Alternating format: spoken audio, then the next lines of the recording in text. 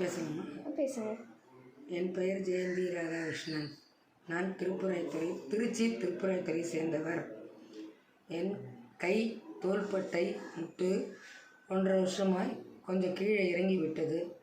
நான் திருச்சியில் வைத்தியம் பார்த்தேன். அங்கெல்லாம் ஆப்ரேஷன் செய்ய வேண்டும் என்று சொல்லிவிட்டார்கள். ஜவ்வு கிழிந்து விட்டது, ஆப்ரேஷன் பண்ணிக்கொள் என்று சொல்லிவிட்டார்கள். என் வயது 62 ஆகிறது. எனக்கு பயமாக இருந்தது. நான் ஆப்ரேஷன் பண்ணிக்கொள்ளவில்லை.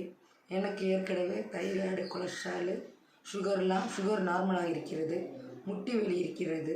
என் கை பயந்துக்கிட்டு பண்ணிக்காமல் நான் இருந்தேன். கை வலிக்கு எல்லோரும் ஹெல்ப் பண்ணாங்க.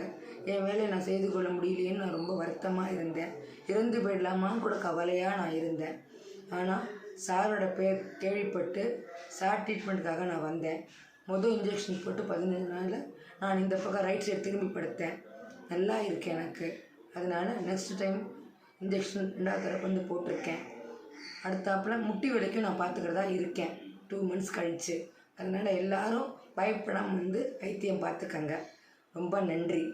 ஜெயந்தி ராதாகிருஷ்ணன், திருப்புராய்த்துறை, திருச்சி. என் பேட்டு எப்படிடா இருக்குது?